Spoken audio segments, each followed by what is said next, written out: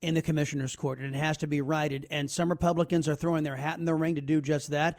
One of those Republicans, Vidal Martinez, he served this community for over 47 years in many facets, from infrastructure and health systems to criminal justice and emergency management. He served as chair of the Republican National Convention in 1992, and he says he's the proven conservative in this race for Harris County judge. Mr. Martinez, welcome to the Salcedo Show. Good morning, Chris. Glad to be with you and your following. Yes, sir. The level of corruption, as I mentioned, at the Harris County Commissioner's Court is unprecedented. Despite being under investigation for awarding a political crony $11 million taxpayer dollars in this scam of a China virus vaccine outreach contract, Lina Hidalgo, the woman you want to face, granted a brand new private security company a no-bid contract. She's under investigation, and she's doing this no-bid contract to XMI protection, which appears to be based in a mailbox. So if elected, what will you do to stop the blatant cronyism and abuse of taxpayer dollars that has become synonymous with the Harris County Commissioner's Court? Well, the reason I'm running, Chris, is crime, corruption, and incompetence. But let's stick to the corruption right now. How proud are we that the Texas Rangers are on national TV with search warrants going into our county government on this $11 million COVID contract? That story, by the way, is not over. The day after the cancellation of the contract, somebody authorized $1.4 million payment to that one-person company, and that story is going to have probably more indictments and more people that are going to be responsible for that fiasco. But it just goes on and on. We spent $50 million on trees and lighting as our crime-fighting effort last December. Really? Wow. And then the hot spots are all in Commissioner Garcia and Commissioner Ellis's areas. And now we want to use excess toll road monies for bike trails. Seriously? This is what's happening? No, this incompetence is beyond the pale now. And a personal security contract. You know how much money in 44 years of Judge Lindsay, Eccles, and Emmett, you know how much money was spent on their personal security? Zero. Right. Well, they believe they're entitled. And as a matter of fact, they believe they're entitled to power. This is why they hire corrupt election administration officials, as Lina Hidalgo did with Isabel Longoria, that not only stole 10,000 votes in the last primary election, Mr. Martinez, stole 6,000 Democrat votes and 4,000 Republican votes when you break it all down by party. Yet they believe that type of corruption is what Harris County needs. What do you believe? Well, on day one, on January 3rd, after I get rid of the bail bond reform as the first item of business, the second item of business is going to be to eliminate the elections administrator office and everyone in it. This should go back to the constitutional county clerk, and that'll be Stan Stannard next January. And this is a complete misnomer. Elections administrator, they don't know how to administer an election, and we're having problems even now. Wrong ballots, finding 10,000 ballots here, can't get our reports within 30 hours of the polls closing. You remember Florida with the hanging chads, Chris? Oh, yeah. In 2000? Florida, the most famous election. We didn't know if we had a president for about a month back then. They get their results back by the 10 o'clock news. We're the third largest county in America. In population, we're larger than Louisiana, and our budget would make us in the top 20. Why don't we act like it? We're the gold standard of counties before. Let's get back to that. Right. And, of course, Lina Hidalgo believes that position should be hired for her political cronies to redistribute taxpayer-funded monies to their political cronies rather than actually delivering for the people. Vidal Martinez, our guest right now, folks, he wants to be the next Harris County judge, and he's in a runoff to do so, to represent the Republican side. You know, I mentioned all of this corruption going on at the Commissioner's Court. In true socialist fashion, they're trying to shift away Harris County Toll Road Authority money into the general fund and to circumvent protections for the taxpayers that basically were assured that this money would be used for transportation and infrastructure-related issues only. But here come the socialists who want to take that money and just put it into a slush fund to redistribute to their cronies. Now, you said recently, I think this is the quote, we are beyond the promise we made to the taxpayers on this issue. I wanted to give you a chance to expand what you meant by that. Yes, when we voted in, the taxpayers voted in to have the Toll Road Authority created and to have the Beltway and Hardy Toll Road and all these segments built here. Once they were paid for, in that vote, it says clearly that we will then consider making it free. In other words, we'll only keep monies for the management and for the upkeep of it. But my view is that any excess monies from the toll road ought to go to, first, the segments that are completed ought to be opened up and be free now to the public. Second, any excess toll road money should be kept at the toll road because we also use that as to keep our tax rate down.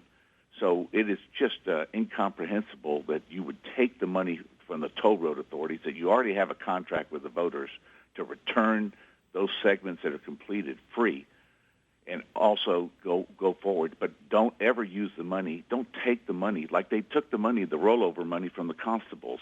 They've done that twice now. It's about $27 million. And they just took the money away from the constables. You can't just start moving money away from the toll road. And you can't do it also with the $8 billion of I-45 monies that we have here or the $2.5 billion flood program. These are contracts with the voters that you've made. And you can't turn around and just look at it as just opening bid or last good idea. You have to spend the money the way the voters have approved it.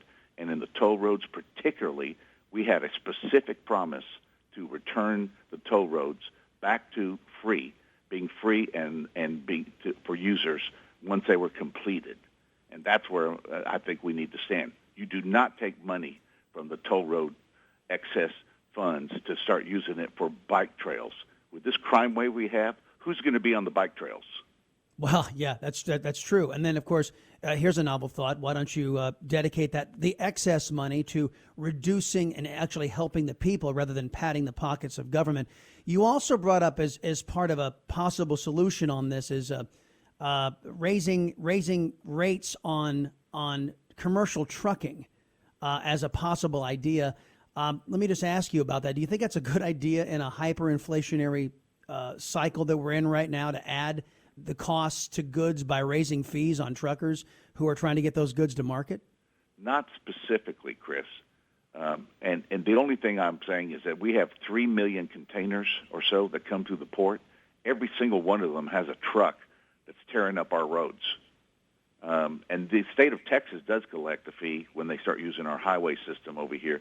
To the extent that we need to look at that in the future, I'm not particularly bent on trying to tax truckers because it just moves to the consumers. Right. But I am bent on when you use our facilities and you use our infrastructure, there ought to be a fair way that you can compensate us for any damage that you create.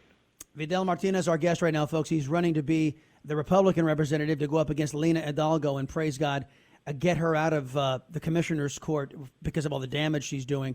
Your opponents, Mr. Martinez, are bringing up a lot of issues about the past, and I think I understand where this came from because this is a different era we're living in. But as you know, today's socialist Democrats are doing immense harm to all families across Houston, all families in the United States.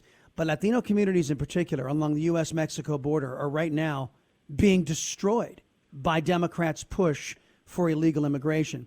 Hispanics are crying for help, and no Democrat, in particular the one who sits in the White House, cares to listen to them. Your opponents are accusing you of supporting that destructive agenda. They're talking about your $2,000 contribution to Lina Hidalgo, to her campaign, the woman you'd be running against. They're also calling out donations to Sheila Jackson Lee, one of the members of the Congressional Black Caucus, also what I call the Congressional Black Communists, who are right now turning a blind ear and ignoring all the damage being done to Latino communities along that border. How do you answer your critics about your past contributions? It's actually one of the consequences of leadership. When I'm a port commissioner and I'm trying to get $650 million for widening and deepening at the port, I'm dealing with a Democrat that's sitting on Appropriations Committee. When I'm sitting here getting $700 million for University of Houston for Tier 1 status, I'm dealing with Democrats that are sitting in the seat of the checkbook. When I'm dealing with Methodist Hospital and getting billions of dollars from national research for cancer or for Alzheimer's or heart disease, I'm dealing with Democrats. I only gave to existing office holders. I never gave to a Democratic candidate, and it was because I was put when I was state bar chairman or on the committee that picked federal judges or recommended federal judges. There are things that you have to do as a community leader and a community public servant to deal with some of these Democrat office holders. Now, what they don't tell you, the rest of the story, as Paul Harvey used to say, is that I've given less than 5% in 30. If they caught me being a leader with 5% over 35 years, they ignored the over $250,000 I gave to the Republicans during that same time period. I've been a delegate to the Republican National Conventions in Dallas with Reagan and Bush in '88, and vice chairman here in Houston. I've been appointed by every governor back to Clements to some agency or commission or group, university. I've voted in every Republican primary. I started Republican National Hispanic Assembly in 1983. So all these are meant to show that you are some sort of radical because you supported these people. No, they were in the positions of power. And by the way, every time that we were involved in this thing, it was all the business community that was doing the same thing. And when Lena Hidalgo became a 27-year-old that took the reins of county, me and all the downtown business leaders and everyone wanted to give to her, to have a voice with her, to be able to manage the county. It became clear that she was going on this George Soros decarceration, defund law enforcement agenda, and going along with anything that Rodney Ellis wanted to do.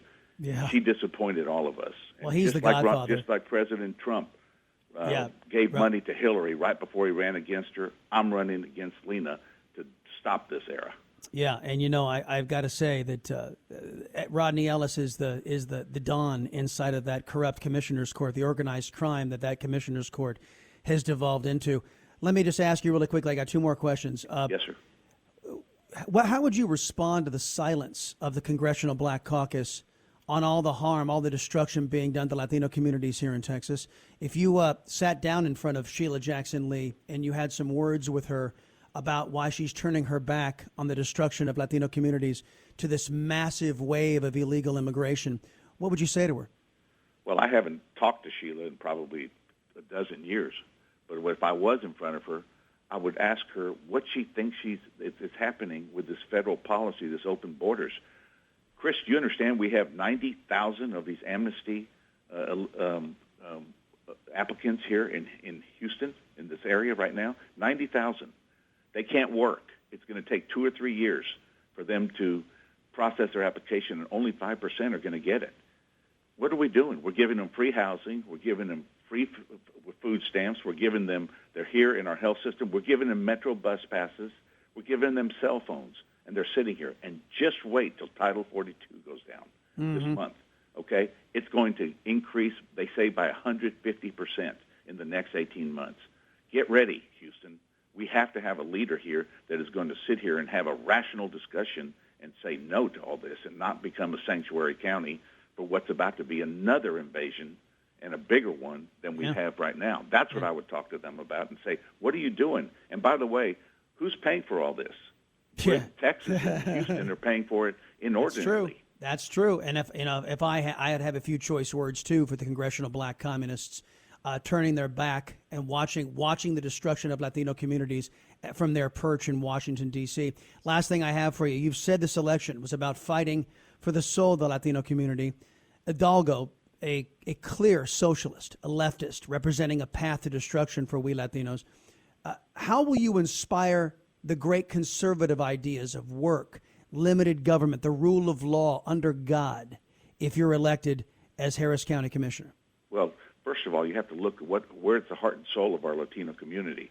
We're conservative. We're pro-business. We're pro-life. We're pro-Second Amendment. We're pro-family.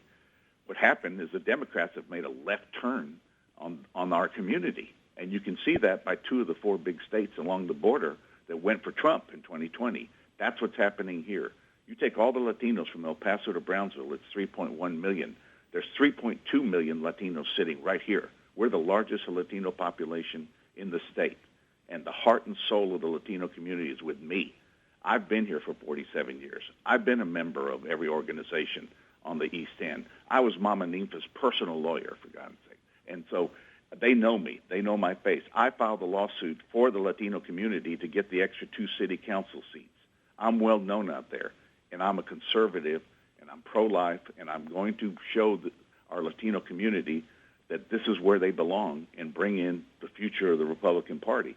If the future, with 44% of the community here Latino, this has to be part of the Republican conservative business-like agenda, and this is the only race that happens. If Lena wins another 4 years, Houston, Harris County goes deep blue. And then along with the other 4 big counties, Dallas, Austin, San Antonio, and El Paso, it's over. Oh, well, yeah. Houston doesn't only go deep blue. Houston goes deep red, in the red, as the taxpayers fund their opulent, corrupt lifestyle there in the Commissioner's Court. Vidal Martinez, he's served this community for over 47 years in many facets, from infrastructure to health systems, criminal justice, and emergency management. He wants to be the next Harris County judge. If folks want to check out your campaign, Mr. Martinez, where can they go? They can go to votevidalmartinez.com. Sir, thanks for carving out time for us. God bless you, Chris. You're my hero. Take care. Thank you, Bye-bye. sir.